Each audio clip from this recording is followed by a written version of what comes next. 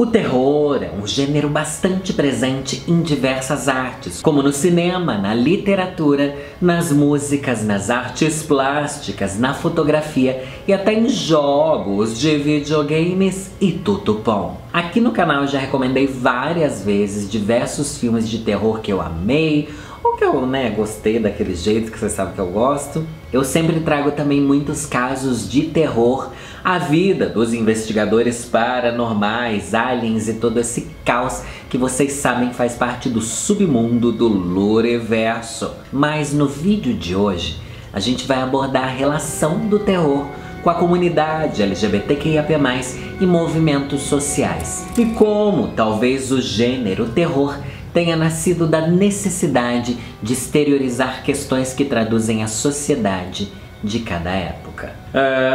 Querida, hoje vai ter muita reflexão. As histórias de terror, além de ser um entretenimento ali gostosinho, pra passar aquele medinho, grudar no bofe quando você tá assistindo junto, são produtos culturais dedicados à exploração e à investigação do medo, a origem da violência em metáforas sobre a vida e sobre a morte. Em uma definição bastante ampla, essas narrativas trabalham nossos medos mais enraizados, primordiais e antigos, relacionados a ameaças à vida e seus valores, e geralmente construídos ao redor de uma figura que encarna o mal, como por exemplo, os demônios, Tem sempre ali uma figura que é a coisa ruim da história. Uma assombração, um alienígena, vampiros centenários buscando uma noiva eterna, lobisomens solitários, espíritos de idosas mortas querendo expulsar você da casa delas. Enfim, vocês sabem, os grandes clichês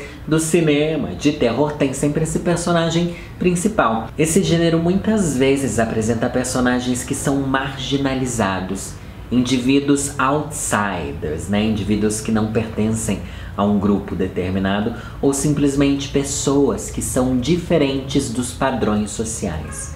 São pessoas excluídas. Até aí já dá pra você começar a ter um gostinho do que a gente tá querendo dizer, Basicamente, isso cria uma conexão emocional com as histórias de terror, já que elas podem refletir suas próprias experiências de exclusão. Mas para além dessa mera identificação, muitos elementos do gênero terror se relacionam com as pessoas queer desde os primórdios da sua criação, ou melhor, desde o começo que o terror foi criado. O povinho animado, o povo queer, o povo animado, o povo LGBTQIAP+, tá ligado a esse tema. Nós também temos o público gay. Já participamos de parada, entendeu? De gays. O terror frequentemente utiliza metáforas e alegorias para explorar questões sociais e psicológicas. Essas histórias podem abordar temas como medo, segredos ocultos, repressão e opressão. O terror na literatura tem suas origens no folclore e em tradições religiosas, focando na morte, na ideia de vida após a morte, no mal, em demônios e no princípio de que algo incorpora as pessoas. Todos esses elementos manifestaram-se em histórias de bruxas, vampiros, lobisomens, fantasmas, pactos com demônios. Muito do que vemos nas histórias de terror pode ser interpretado como mensagens cifradas, que só parte do público conseguiria alcançar. Tipo um gaydar, sabe quando você vê que tem uma coisa ali, mas a coisa não é explícita, mas só quem já viveu sabe? Tem coisas que a gente consegue olhar no terror e se identificar de certa forma. Não tô falando que você é feia, minha filha. Tô falando no sentido mais subjetivo da nossa vivência, do mundo realmente tornar a gente monstros, Uma das histórias mais famosas que a gente pode interpretar dessa maneira é o Frankenstein, de Mary Shelley, escrito em 1818, gente. A Shelley era tida como uma mulher à frente do seu tempo e uma das primeiras escritoras feministas da história, abordando temas como opressão feminina e a busca pela igualdade de gênero nos seus trabalhos. Ela também é apontada como a pioneira na criação da ficção científica e no gênero terror, ou melhor, ela é babadeira, querida.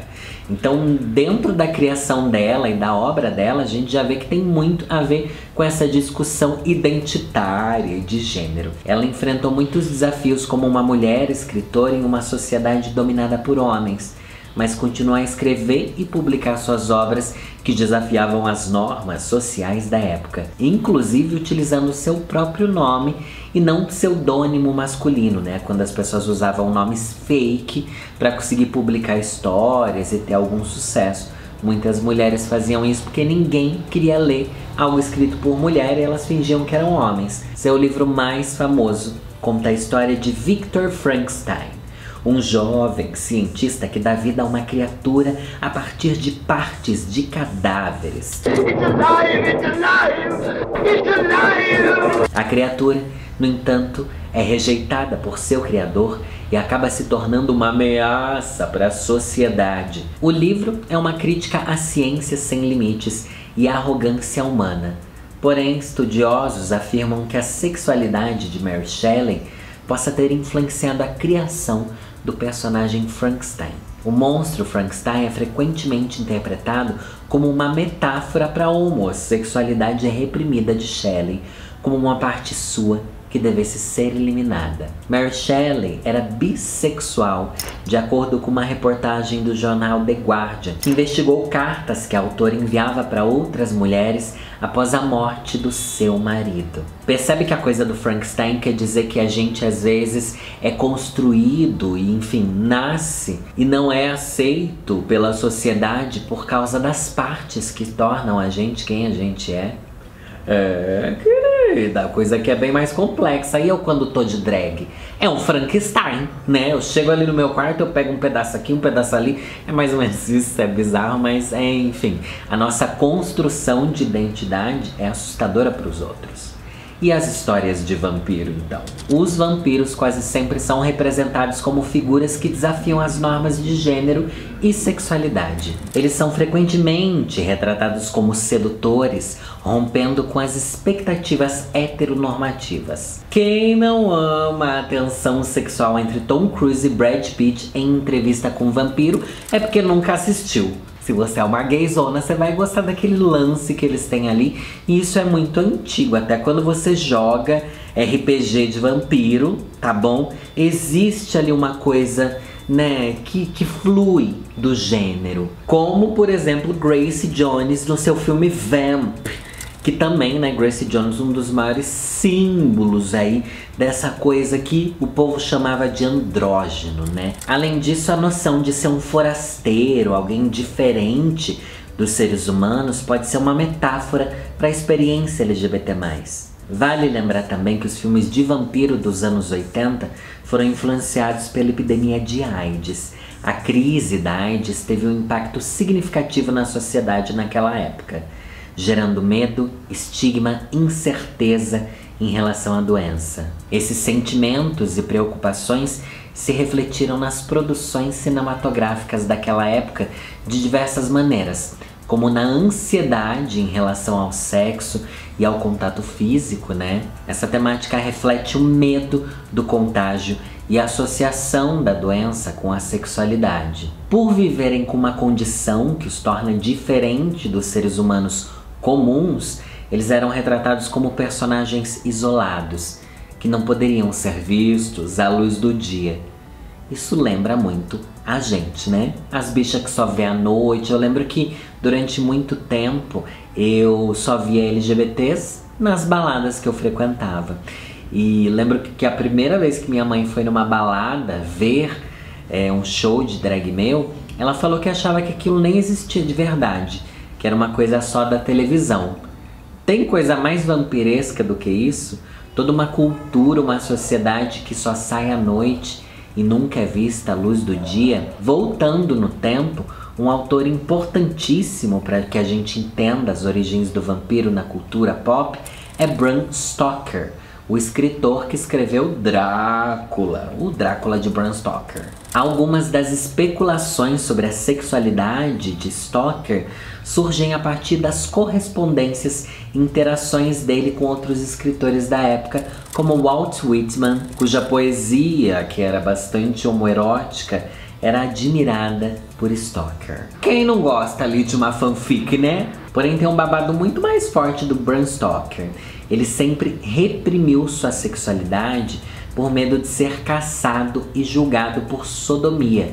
Aliás, ele mesmo foi responsável por diversas prisões de autores gays da Inglaterra. Isso tudo, segundo algumas interpretações, como a presente no livro, que contém parte do diário de Stoker, The Lost Journal of Bram Stoker, The Dublin Years. Ou melhor, o diário perdido de Bram Stoker, os anos de Dublin, provavelmente de quando ele morou em Dublin. Para abafar e respirar sua real orientação sexual, era isso que ele fazia então. Perseguia e condenava outros LGBTs. Um detalhe importante é que ser gay na Inglaterra era crime naquela época e continuou sendo crime até por volta dos anos 60. Então é muito compreensível que as pessoas ficassem tão presas dentro desse armário, né? Mas enfim, como é que a sexualidade dele teve influência na criação do Drácula? Bram Stoker era amigo de Oscar Wilde, autor do livro O Retrato de Dorian Gray, que eu não li o livro, mas vi o filme e é muito gaysice, tá bom? Tem uma série de passagens homoeróticas que ficaram bem famosas. E Wilde, que era um homem gay não assumido, era casado e pai de 2 filhos. Só que dizem que ele entrou num relacionamento com um lorde naquela época, filho de um marquês. E o marquês não gostou nada disso. Como consequência, Oscar Wilde foi ferozmente julgado e preso, onde não houve possibilidade de defesa, visto que provas eram que não faltavam, né, de que ele era, sim, uma bichona. Desde testemunhas até relatos escritos em cartas e diários descrevendo suas relações extraconjugais e sodomitas, né, como era descrito naquela época. Então Oscar Wilde viveu isso na vida dele, né, e ele sendo amigo do Bram Stoker, as coisas começam a se interligar. E assim, Bram Stoker começa a escrever Drácula, ainda quando seu amigo estava sendo julgado. E depois da sentença, ele acabou focando ainda mais na elaboração dessa obra. O caso aqui é que Bram Stoker começou a ficar ainda mais paranoico e com medo de descobrirem ou até mesmo indagarem qualquer coisa sobre sua sexualidade, quase que se isolando socialmente. Em Drácula, o vampiro centenário vive afastado num castelo, onde é obrigado a reprimir suas vontades e descrever sua vida em páginas de um diário.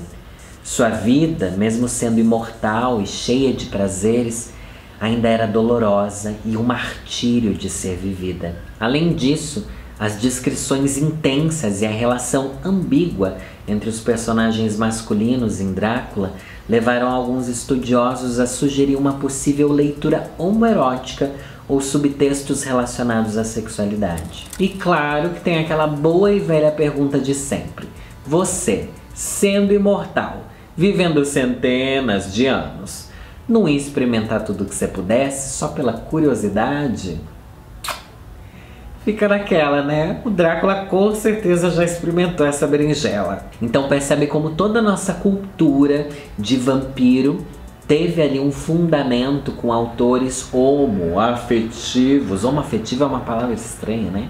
Com as bichas, né, gente? Com as bichas. E principalmente essa coisa de reclusão e sentir culpa pelos próprios desejos e instintos e mais. Essa culpa a ser condenada socialmente. É muito pesado e é muito o que a gente vive até hoje, né? E agora os lobisomens. Lobisomens, como figura do folclore e da mitologia, são frequentemente associados a transformações e dualidades. Essas transformações podem ser vistas como metáforas para a descoberta e revelação de uma identidade oculta. A experiência de sair do armário geralmente envolve uma jornada pessoal de autodescoberta, em que alguém revela sua verdadeira identidade para si mesmo e para os outros, abraçando uma parte de si que estava escondida. Lobisomens são a alegoria perfeita para traduzir isso. Como já diria Shakira, né? Tem uma loba no seu armário, abra a porta e se liberte. O que nós podemos refletir aqui é sobre essa metáfora nos dar mais uma leitura dentro da comunidade LGBTQIAP+.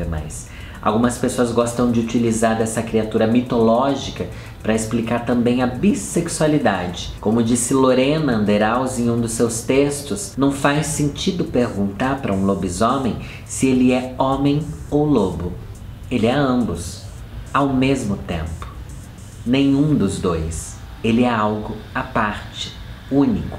Ele é um lobisomem, mesmo quando ele está na sua forma humana e mesmo quando ele está na sua forma canina, ele nunca deixará de ser o que ele é, um lobisomem. É o que as pessoas falam muito sobre os bissexuais. Ah, vê uma mulher bissexual casada com um homem. Ah, então na verdade ela é hétera? Ela deixou de ser bissexual? Não. Sempre é. Mesmo que esteja de um jeito num relacionamento, de outro jeito em outro relacionamento, enfim. Vale bastante essa reflexão. E tem também a música, né? Nunca vi rastro de cobra nem coru de lobisomem. Se ficar o bicho pega, se correr o bicho come, é isso? Enfim, lobisomem é sempre associado a uma coisa meio LGBT de quem se revela na lua cheia também. E as bruxas? Eu que sou Wicca, tenho muito que falar sobre isso. Bruxas também têm sido frequentemente retratadas como pertencentes a comunidades marginalizadas. São sempre aquela mulher mais velha que ficou solteira, não teve filho, que amaldiçoam a princesa por inveja ou para ganhar alguma coisa na vida pessoal. Em toda a história, bruxas nunca foram bem vistas. Aliás, bruxos dificilmente eram retratados do sexo masculino, o que pode trazer outras discussões sobre feminismo e imposição de gênero, né? Eu lembro que quando eu conversei com a Nathalie Neri no Arquivo Oculto sobre bruxas, né, que foi o último episódio da primeira temporada, ela trouxe muito essa reflexão sobre como essas mulheres eram vistas na sociedade como bruxa. A bruxa é sempre feia, ela é sempre velha, ela é enrugada, ela é invejosa, ela é do mal. E a visão masculina da bruxa, né, o bruxo, o mago, é visto como o Gandalf, como o sábio, como o que tem superpoderes, como o que ajuda o rei Arthur, sabe, na coisa lá do Merlin, enfim. Tem uma grande discussão de gênero em cima disso. E principalmente porque bruxas são mulheres que convivem num coven, né? Que é uma associação de mulheres que se apoiam e se amam. É, querida. A gente já falou bastante da história nos livros, né? Com vampiros e Frankenstein.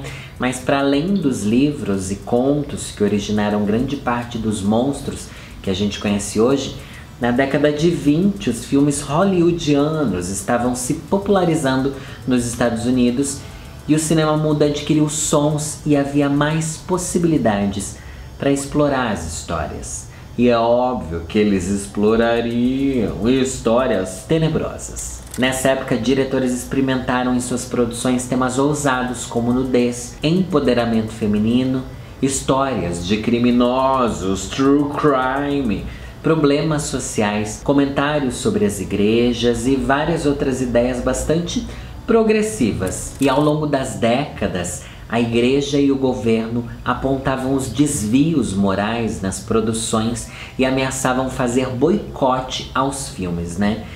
Desde sempre, quem é ator e atriz sempre foi muito marginalizado, porque sempre foi tido como uma profissão do mal, principalmente antigamente, né? E toda essa confusão nas décadas de 20, 30, 40 resultaram sim em censura. Mas um homem hétero chamado Will Hays, que foi presidente da Motion Pictures Producer and Distributors of America, presidente da Associação de Cinematógrafos e Produtores e Distribuidores da América, enfim, resolveu, com o apoio da igreja, criar um código de censura que ditava o que devia ser proibido abordar em um filme para manter a famosa moral e bons costumes. Ou melhor, a coisa estava pegando tão forte que tinha um código de ética, conhecido como Código Hays.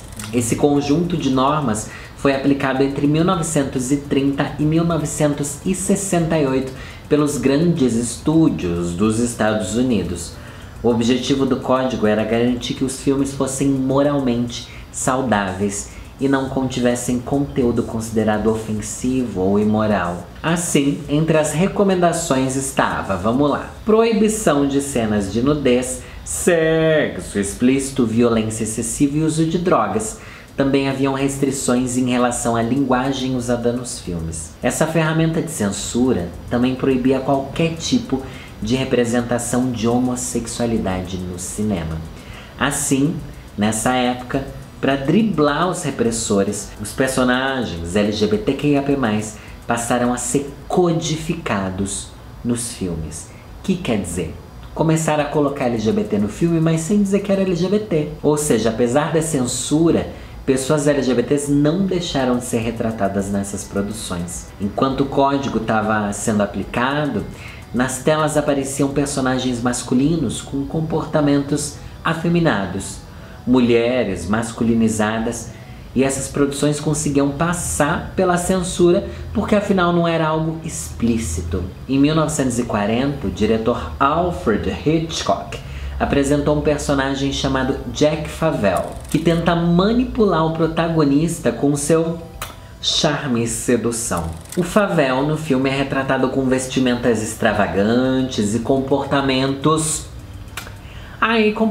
assim, diferente, né? Afeminada. O que faz uma alusão à codificação LGBT baseada nos estereótipos da época. Aliás, embora não haja nenhuma evidência concreta de que Hitchcock fosse gay, essa amada maricona do suspense cinematográfico era conhecida por ser fascinado por figuras homossexuais e bissexuais que trabalhavam na indústria cinematográfica. Em muitos dos seus filmes, existem personagens queers. Em Dama Oculta, por exemplo, ele inclui um casal gay coadjuvante na trama, tratando a homossexualidade de uma forma positiva, sem estereótipos, o que é algo extremamente raro até hoje, né, gente? Mas voltando lá pro Código Hays, que é o código ali da descrição e da heteronormatividade nos filmes, com o passar do tempo chegou-se a permitir uma representação da homossexualidade no cinema, porém com a condição de que o personagem tivesse um final trágico. Em outras palavras, ele devia ser morto, querida. É coisa que a gente vê na novela das Globo, né? Lembra que tinha casal de sapatão que explodia no final da novela? Os diretores de cinema daquela época perceberam que eles podiam contornar a censura, incluindo personagens LGBT, desde que eles fossem codificados de maneira negativa na trama, seja como vilões ou como alguém que perde tudo ou até é morto no final da história. Ou seja, de novo, as LGBT sendo vistas como o horror da sociedade. Essa cultura se estabeleceu na indústria cinematográfica mesmo depois que o Código Hays saiu de vigor, né? O que acabou influenciando diretores que vieram em seguida. E a codificação LGBT+, continuou sendo uma realidade e até hoje por pura construção social. Em exemplos mais recentes, a gente vê o queer coding, que é essa codificação, né? Fingir que um personagem é hétero, mas dá todos os sinais de que ele é gay ali, em desenhos clássicos como A Pequena Sereia, de 1989, não a atual, O Rei Leão, As Meninas Superpoderosas e até em Hércules. A presença dos vilões nessas animações, com base nos estereótipos, são codificados como LGBT+, o que fica evidente através da sua vestimenta, da maneira com que eles falam, do jeito com que eles agem. Em alguns casos, esses mesmos vilões foram inspirados em figuras LGBTs que já existiam, que é o caso da Úrsula, que foi inspirada numa drag queen. A gente acha isso incrível hoje em dia, mas na época é porque todo mundo sabia que figuras LGBTs eram vistas negativamente. E como a gente já entendeu até aqui, quando a coisa é do mal, eles colocam ali uma bicha, né? Eu já fiz um vídeo só sobre os vilões da Disney serem gays e LGBTs, enfim. Depois passar lá pra você ver, é um vídeo bem antigo, mas tá muito válido ainda. Agora a gente pode falar também dos personagens andrógenos da telona, como Dr. Frankenfurter, do filme clássico The Rocky Horror Picture Show. Ele é um cientista extravagante e sedutor que se apresenta como uma figura andrógena, usando roupas bizarras e maquiagem exuberante, mas novamente, ele era um vilão. Por isso que eu falo que eu sou vilã, gente, porque eu tenho tudo que eles têm. Tem outro filme, Hellraiser, de 1987, com o personagem Pinhead, também conhecido como líder dos Cenobitas. É uma figura icônica do filme Hellraiser e ele apresenta uma aparência distinta, marcada por piercings, maquiagem elaborada e uma presença imponente. E além dele, nós temos os Cenobitas, que sempre servem muito para as gays, com looks extravagantes, falas impactantes, mas é aquela coisa, é o povo que é estranho. E pior, que a gente se identifica. A gente se identifica sempre com as góticas dos filmes, né? Mas para além disso, a gente sabe que ser o vilão, ser o monstro, traz um poder acima de qualquer protagonismo normativo. São eles que geralmente conduzem a narrativa e são plot para acontecer mudança nas histórias. A gente pode falar também de Carrie, a estranha, que foi criada por Stephen King, mestre dos livros de terror e também uma série de filmes baseados nos livros dele. Carrie é retratada como uma jovem que é literalmente a excluída da escola. Zoam ela pela aparência, pelo jeito que ela é. Aí a gente que é LGBT já se identifica, né? Só que ela tem um ponto a mais. Dentro de sua casa, sua mãe é fervorosamente religiosa, fazendo ela se alienar do mundo de questões básicas em relação ao próprio corpo. E durante todo o processo ali do filme, ela começa a desenvolver habilidades telecinéticas, entrando em contato com quem ela realmente era, né? No fim, a Carrie acaba construindo o próprio vestido dela, como se ela estivesse no drag race, tá bom? Ela faz o vestido dela sozinha pro baile de formatura, mas em uma reviravolta, algo acontece que faz com que ela acabe matando metade da escola com seus poderes paranormais numa vingança cruel. Mas a partir da narrativa da Carrie, a gente pode tirar várias questões sobre sexualidade, repressão sexual, religiosidade nociva, bullying e aquele desejo de dar a volta por cima lacrando com todo mundo, que é muito familiar para todos nós LGBTs, né? A gente tá falando de um monte de filme mais antigo, mas para trazer mais para a atualidade, a gente pode citar um exemplo recente de como o cinema de horror pode abordar questões políticas e sociais e do quanto isso favorece as tramas a serem contadas. A gente tem o diretor Jordan Peele, conhecido pelos filmes Corra e Nós, e mais recentemente o filme Não Olhe.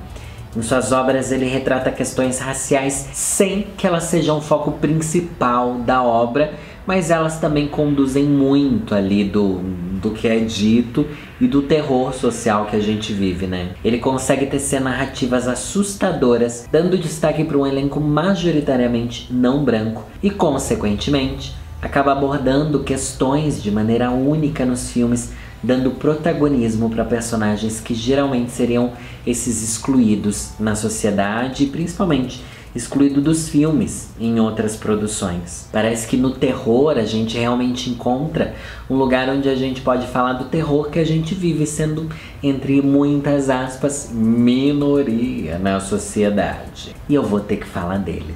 Chuck, o boneco, o assassino, sempre serviu muito entretenimento e momentos de desconstrução ao longo da sua franquia.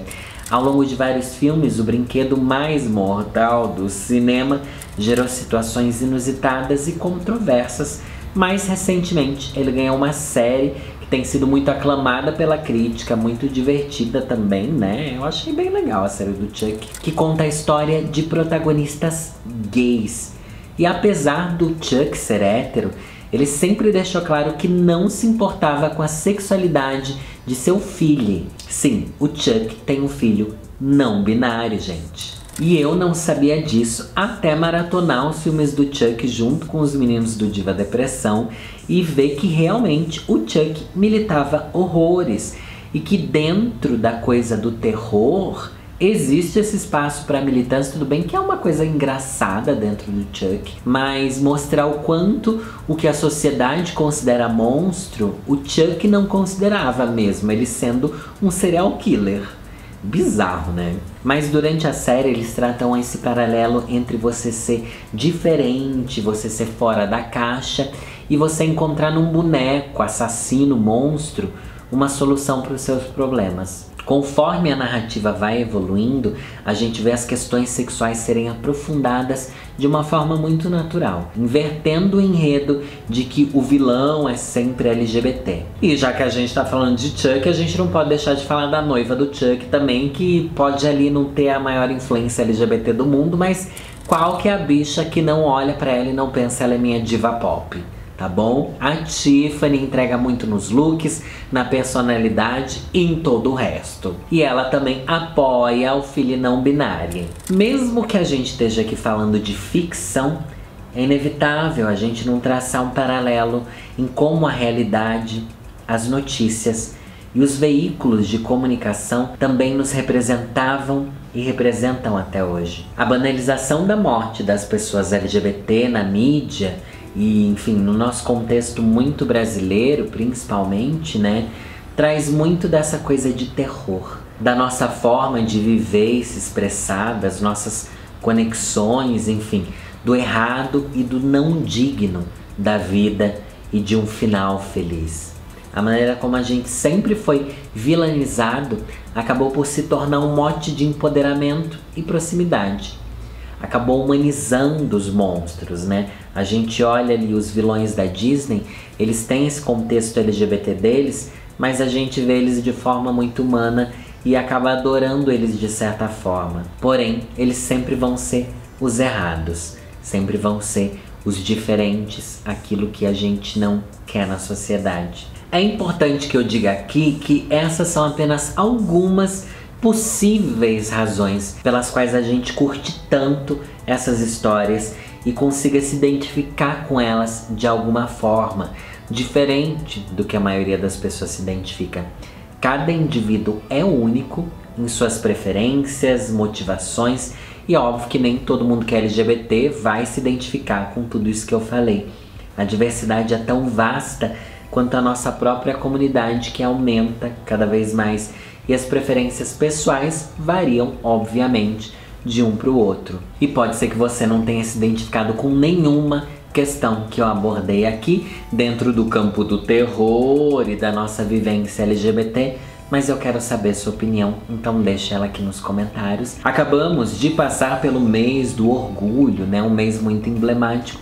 Eu acho que algumas reflexões assim são sempre válidas. Eu espero ter esclarecido algo para vocês. E a gente pode pegar também outros temas para fazer reflexões assim, como por exemplo, super-heróis, né? Tipo X-Men. É muito famoso que X-Men representa muitas minorias e tem gente que não percebe ou não quer acreditar nisso, né? Bizarro. Espero de verdade que você tenha gostado, se divertido e refletido um pouco. Lembrando que temos vídeos de terça, quinta e domingo. Toda quarta tem live. Sexta-feira sai episódio do podcast Para Tudo em todas as plataformas. E toda segunda episódio novo do meu Apoia-se com o podcast Conselhos Ruins. Vai lá me apoiar, gente, é R$10 apenas, você ajuda muito Lorelai. E toda semana você recebe aí um podcastinho novo e babadeiro pra você. Bora lá, clica no link aqui na descrição pra você participar do Apoia-se. Um beijo, meu nome é Lorelai Fox e é nessa que eu vou.